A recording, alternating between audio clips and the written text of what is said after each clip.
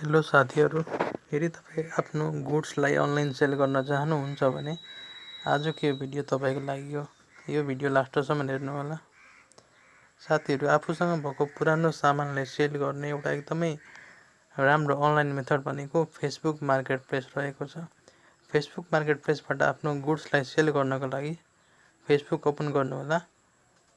यता top right कर्नरमा रहेको home जस्तो आइकनमा क्लिक गर्नुहोला। यहाँ क्लिक गरिसकेपछि तपाईँले यहाँ मार्केट प्लेस भनेर देख्नुहुन्छ। यहाँनिर मान्छेले आफ्नो आफ्नो गुड्सहरू अनलाइन सेलको लागि प्लेस गरेको छ। तपाईँ पनि आफ्नोसँग भएको प्रोडक्ट्सलाई अनलाइन सेल गर्न सक्नुहुन्छ। म चाहिँ तपाईँले मसँग भएको पुरानो ग्लासलाई सेल गरेर देखाउँछु। सबैभन्दा पहिला तपाईँले आफ्नो क्याटेगोरी सिलेक्ट गर्नुहोला। तपाईँले पुरानो भेहिकल्स बेच्न चाहनुहुन्छ भने भेहिकल्स सिलेक्ट गर्नुहोला। यदि तपाईँ फर्निचरको सामान एप्लायन्सेसहरू बेच्न चाहनुहुन्छ भने त्यो सिलेक्ट गर्नुहोला। यदि तपाईँ मोबाइल फोन बेच्न चाहनुहुन्छ भने इलेक्ट्रोनिक सिलेक्ट गर्नुहोला। तपाईँको प्रोडक्ट कुन क्याटेगोरीमा पर्छ, तपाईँको सामान कुन क्याटेगोरीको बिलङ गर्छ त्यो क्याटेगोरी सिलेक्ट गर्नुहोला। म चाहिँ यहाँ मिसकेलेनियस सिलेक्ट गर्छु। अब तपाईँको सामानको कन्डिसन चाहिँ कस्तो छ त, नयाँ हो कि पुरानो हो कि तपाईँले भर्खरै अलिकति युज गरेको हो कि कस्तो हो त्यो सिलेक्ट गर्नुहोला। त्यसपछि तपाईँले आफ्नो सामानको ब्रान्ड लेख्नुहोला। मेरो चस्मा चाहिँ रेवान ब्रान्डको हो, त्यही भएर म रेवान लेख्छु।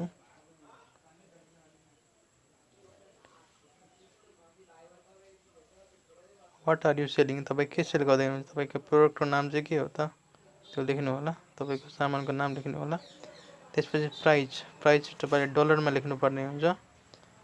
$1 भनेको लगभग नेपालको रुपिज 120 हुन्छ।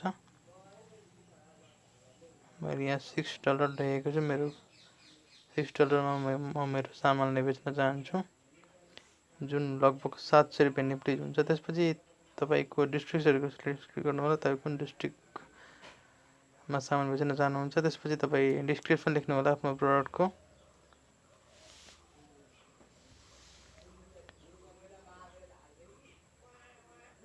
म चाहिँ आफ्नो चस्माको डिस्क्रिप्सन लेख्छु।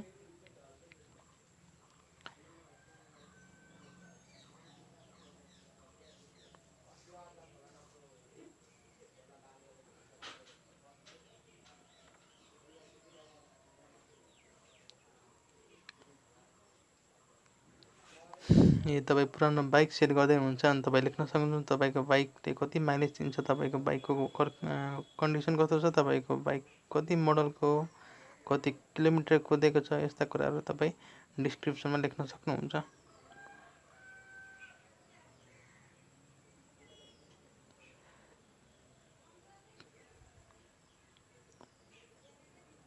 म चाहिँ मेरो ग्लासको डिस्क्रिप्सन लेखिरहेको छु।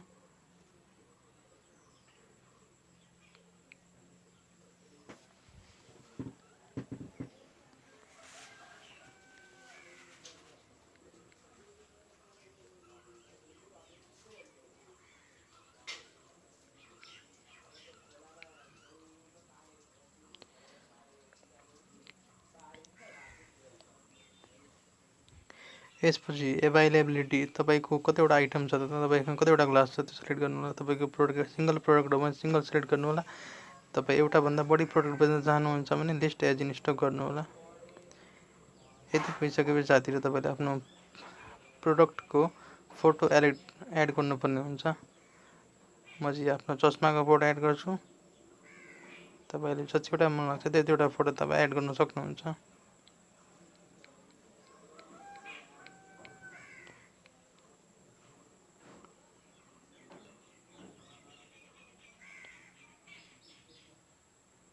मैले चाहिँ मेरो चस्माको फोटो फरक खिचेको छु ताकि मान्छेले मेरो चस्मालाई राम्रोसँग हेर्न सकुन्।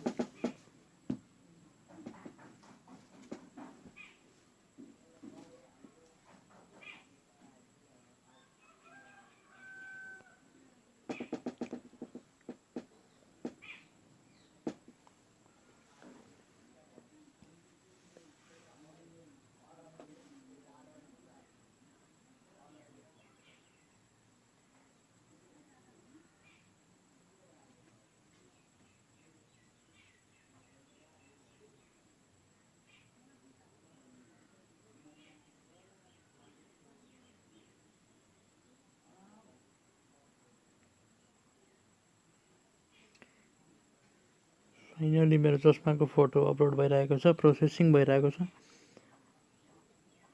सक्सेसफुली मैले मेरो चस्माको 3वटा फोटो अपलोड गरिसकेको छु। अब चाहिँ म पब्लिस गर्छु र पब्लिस गरिसके पछाडि सक्सेसफुली मेरो प्रोडक्ट फेसबुक मार्केट प्लेसमा लिस्टेड हुन्छ। त्यसपछि यदि मान्छेहरूलाई यो फोटो मन पर्यो, यदि कसैले यो किन्न चाह्यो भने उनीहरूले मलाई मेसेज गरेर मसँग कन्ट्याक्ट गरेर यो किन्न सक्नेछन्। Thanks for watching my video. Please subscribe my channel.